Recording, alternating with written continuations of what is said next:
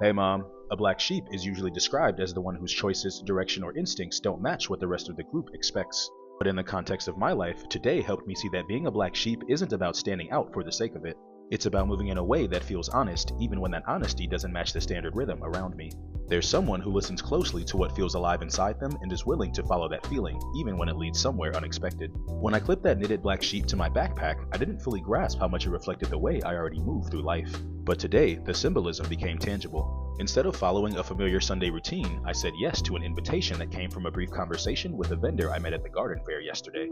Then, instead of returning home or slipping back into familiar habits, I followed my curiosity into the Tattoo Expo, a space I hadn't planned to enter but felt naturally drawn toward. None of it was scripted, yet all of it felt aligned. As I went from one moment to the next, I realized that being a black sheep in my world doesn't come from trying to be different. It comes from not suppressing the parts of myself that are naturally drawn to spontaneity, connection, and exploration.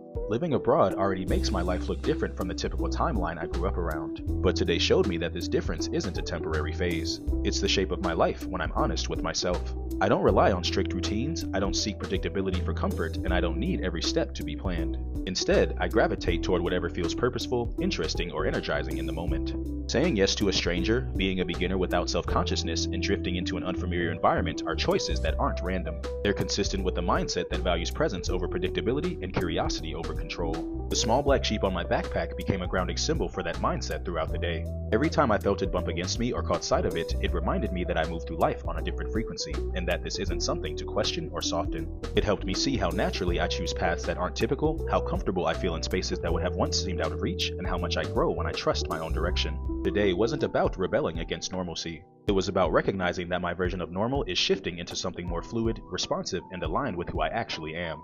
Looking at this experience as a whole, I can see how deeply this identity is woven into my life right now. It explains why I'm living in another country while many people my age are still rooted in the same routines they grew up in. It explains why I feel energized by days that unfold unpredictably. It explains why I value experiences that stretch me rather than ones that keep me comfortable. And it explains why the more I move in this direction, the more grounded I feel. Black sheep aren't valuable because they stand apart. They're valuable because they think differently.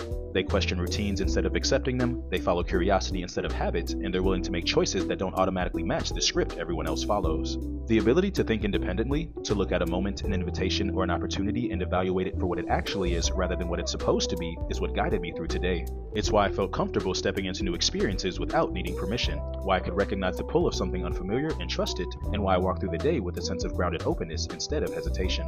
It's a reminder that the way I evaluate life, the way I notice possibilities, and the way I make decisions comes from a place of intentional, independent thought. I ate noodles with squid and that was it for my day. Okay, love you. Bye.